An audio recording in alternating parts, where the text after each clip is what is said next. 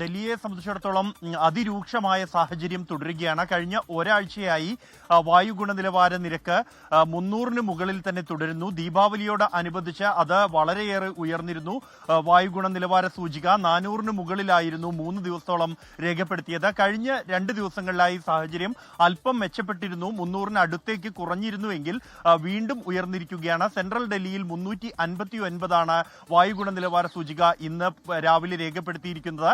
അതേസമയം ഡൽഹിയിലെ ശരാശരി വായു ഗുണനിലവാര നിരക്ക് അപകടകരമായ വിഭാഗത്തിന് തൊട്ടടുത്ത് എത്തിയിരിക്കുന്നു. ശരാശരി നിരക്ക് 398 400-ന് മുകളിൽ എത്തുമ്പോഴാണ് അത് അപകടകരമായ വിഭാഗത്തിൽ കണക്കാക്കുന്നത്. അതിന് തൊട്ടടുത്ത് എത്തിയിരിക്കുന്നു എന്നുള്ളതാണ് സാഹചര്യം. ഇതിന് പരിഹാരമായി പല മാർഗങ്ങൾ തേടുന്നുണ്ട്. അതിൽ ഏറ്റവും പ്രധാനമായിരുന്നു കൃത്രിമ മഴ പെയ്യിക്കുന്നതിനുള്ള നടപടികൾ. അത് കഴിഞ്ഞ ദിവസം പരീക്ഷണാടിസ്ഥാനത്തിൽ നടത്തിയിരുന്നു എങ്കിൽ പോലും അത് വിജയമായിരുന്നില്ല, സാങ്കേതിക വിജയമായിരുന്നു എന്ന് അധികൃതർ അവകാശപ്പെടുന്നുണ്ട്.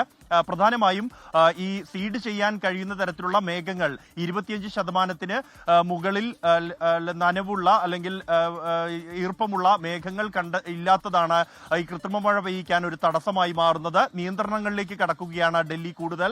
ഈ നവംബർ 1 മുതൽ ഡൽഹിയിൽ BS4 വിഭാഗത്തിന് താഴെയുള്ള ചരക്ക് വാഹനങ്ങൾക്ക് ഡൽഹി അതിർത്തികളിലേക്ക് പ്രവേശിക്കുന്നതിന് വിലക്ക് ഏർപ്പെടുത്തിയിരിക്കുന്നുണ്ട്.